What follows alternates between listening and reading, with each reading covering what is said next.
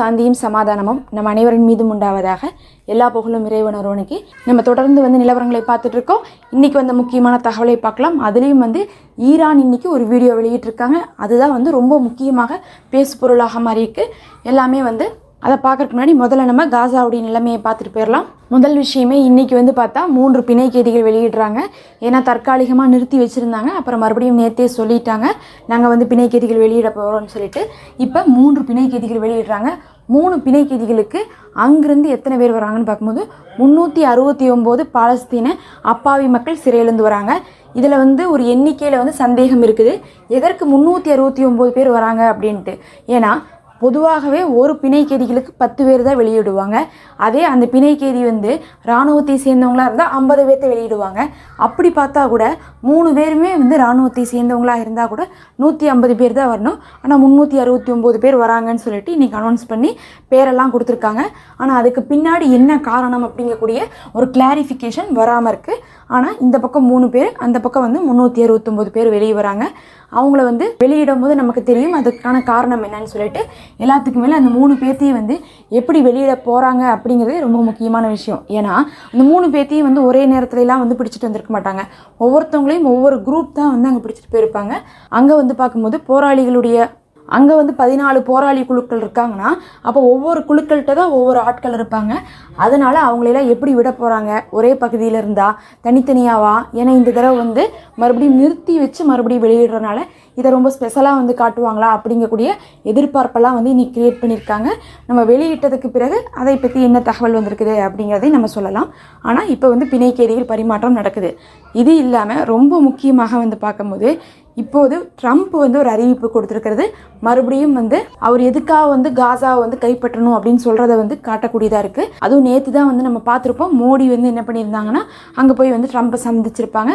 சந்தித்து பேசும்போது இந்தியா சம்மந்தமாகவும் அதே மாதிரி அமெரிக்கா சம்மந்தமாக பிஸ்னஸ் டீல்லாம் பேசியிருப்பாங்க. அப்படி பேசும்போது என்ன பேசியிருப்பாங்கன்னா, நம்மளுடைய காம்பினேஷனில் நம்ம அடுத்த கட்டத்துக்கு என்ன பண்ணலான்னா பிஸ்னஸ் எல்லாம் கொண்டு போகலாம். அது பார்க்கும்போது கடல் வழியாக கொண்டு போகலாம், தரை வழியாக கொண்டு போகலாம். நம்ம என்ன பண்ணலாம், லேண்ட் ரூட்டும் போட்டு வாட்டர் ரூட் மூலமாகவுமே பிஸ்னஸ் டீல்லாம் என்ன பண்ணியிருப்பாங்க, பேசியிருக்காங்க.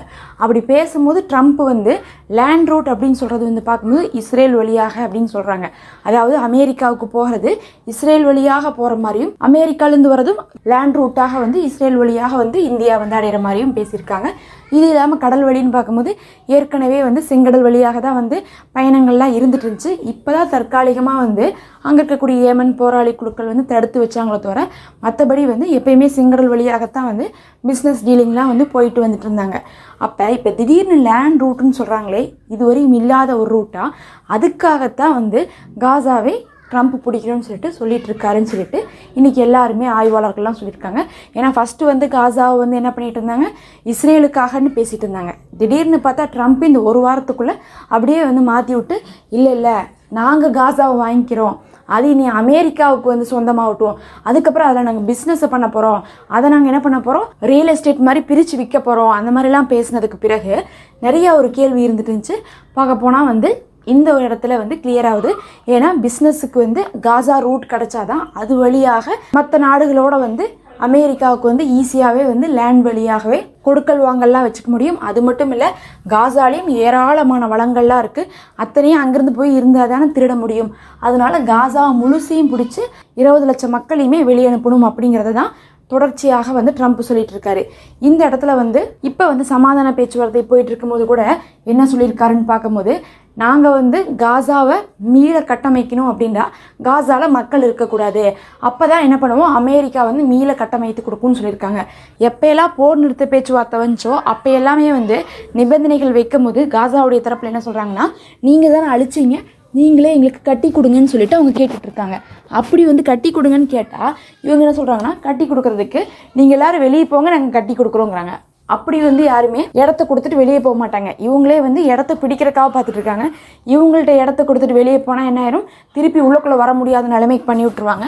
ஆனால் தொடர்ந்து இன்றைக்கும் ட்ரம்ப்புடைய குழு என்ன பண்ணியிருக்காங்கன்னா, அவங்க சைட்லேருந்து தொடர்ச்சியாக கத்தாருக்கு, எஜிப்டுக்கு, அங்கே இருக்கக்கூடிய ஜோர்டானுக்குன்னு சொல்லிட்டு அழுத்தம் கொடுக்குறாங்க. அழுத்தம் கொடுத்து என்ன பண்ணுறாங்கன்னா, நீங்கள் அங்கே இருக்கக்கூடிய மக்களையெல்லாம் வெளியேற்றுங்க, அப்போ தான் நாங்கள் என்ன பண்ணுவோன்னா ஒட்டுமொத்த காசாவையும் சுத்தம் பண்ணி மறுபடியும் நாங்கள் கட்டி எழுப்ப முடியுங்கிறாங்க. அப்படி கட்டி எழுப்புனதுக்கு பிறகு கண்டிப்பாக வந்து என்ன பண்ண மாட்டாங்க, காசா மக்களை உள்ள விட மாட்டாங்க.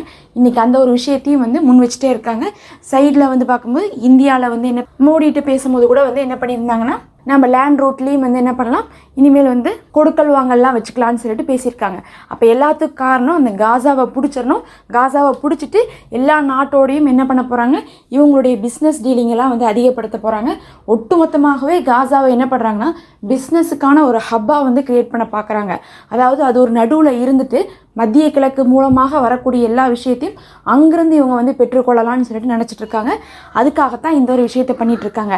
இதில் வந்து பார்க்கும்போது எஜிப்ட் வந்து கொஞ்சம் வந்து ஒத்துழைக்காமல் இருக்காங்க.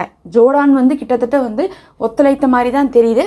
வெளிப்படையாக அறிவிக்காட்டினாலும் ஜோர்டான் வந்து மன்னர் எப்போ போய் பார்த்துட்டு வந்தாரோ ட்ரம்ப்பை, அப்போ இருந்தே எல்லாருக்கும் சந்தேகம்தான். ஜோர்டான் மன்னர் வந்து ட்ரம்ப்கிட்ட சம்மதம் கொடுத்துருக்கலாம், தனிமையிலையாவது, அதாவது காசா மக்களை நாங்கள் ஏற்றுக்கிறோம், நீங்கள் அமுச்சு விடுங்க அகதிகளாகன்னு சொல்லியிருந்தாலும் சொல்லியிருக்கலாம்.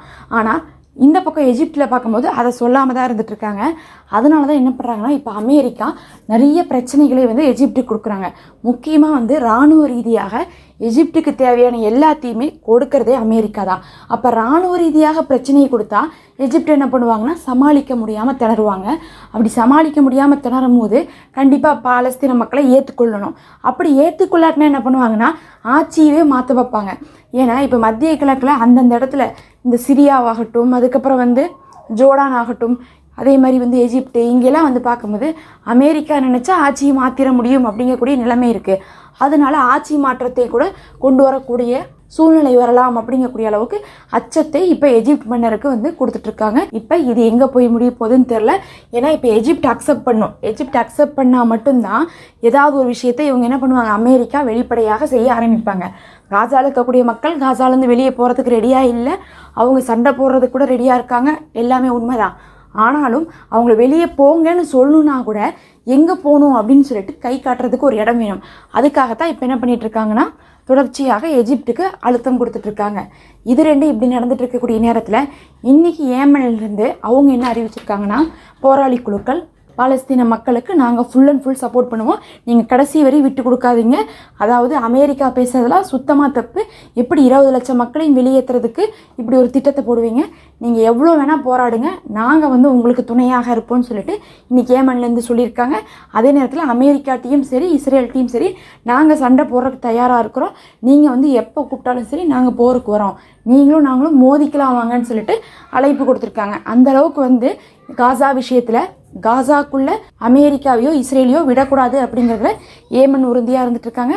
மறுபக்கம் அவங்களுக்கு சப்போர்ட்டாக ஈரான் தான் இருந்துட்டு இருக்காங்க. அதனால வந்து ஈரானு ஏமன்லாம் இந்த விஷயத்தில் வந்து ரொம்பவே உறுதியாக வந்தால் ரெடியாக இருந்துட்டு இருக்காங்க, எந்த நேரம் வேணால் சண்டை போடலான்ட்டு.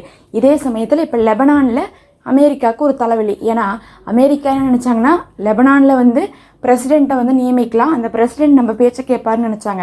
ஆனால் கடைசியில் யார் நியமிக்கப்பட்டாங்கன்னு பார்க்கும்போது அங்கே இருக்கக்கூடிய போராளிகளுக்கு சப்போர்ட்டாக இருக்கக்கூடிய ஆள் தான் அங்கே பிரசிடெண்ட்டாக வந்திருக்காங்க.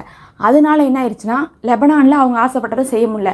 சிரியாவில் கிட்டத்தட்ட அவங்க ஆசைப்பட்டதை செஞ்சாலும் லெபனானில் மீண்டும் பிரச்சனை தான், எதுவுமே அவங்க ஆசைப்பட்டதை செய்ய முடியல.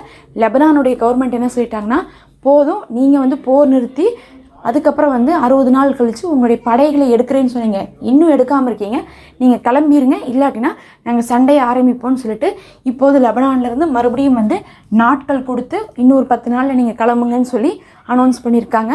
அப்போவும் இஸ்ரேல் ராணுவம் கிளம்பாட்டினா நேரடியாகவே மறுபடியும் தாக்குதல் ஆரம்பிக்கும்னு சொல்லிட்டு மறுபடியும் என்ன பண்ணியிருக்காங்கன்னா இன்றைக்கி கூட வந்து எச்சரிக்கை கொடுத்துருக்காங்க. இதெல்லாம் இல்லாமல் ரொம்ப முக்கியமாக ஈரான் இன்றைக்கி ஒரு வீடியோ வெளியிட்டிருக்காங்க. அதுவும் ஒரு சாதனை தான் படைச்சிருக்காங்கன்னு நம்ம சொல்லணும். ஏன்னா ஈரானில் வந்து இன்றைக்கி ஒரு ஏவுகணை கண்டுபிடிச்சிருக்காங்க. அது வந்து பார்த்தா அண்டர் வாட்டர் மிசைல்னு சொல்கிறாங்க. இதுவரையும் யார்ட்டுமே அண்டர் வாட்டர் மிசைல்லாம் இல்லை.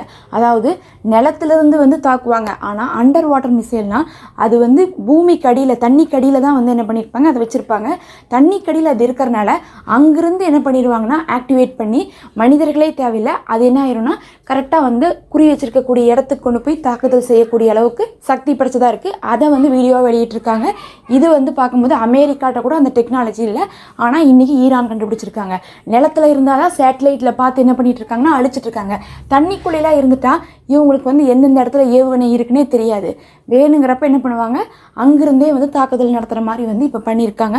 இப்போ இந்த சேட்டலைட் மூலமாலாம் கண்டுபிடிக்க முடியாது அப்படிங்கிற அளவுக்கு ஒரு டெக்னாலஜியை வந்து ஈரான் கண்டுபிடிச்சிருக்காங்க. அப்படிங்கிறது இந்த உலகத்திலேயே யார்ட்டையுமே இல்லைங்கிறது வந்து இன்றைக்கி எல்லாருமே வாயடைத்து பார்க்கக்கூடிய ஒரு விஷயமாக இருக்குது. இதெல்லாம் தான் முக்கியமான விஷயம். நம்ம அடுத்த ஒரு காணொலியில் சந்திப்போம்.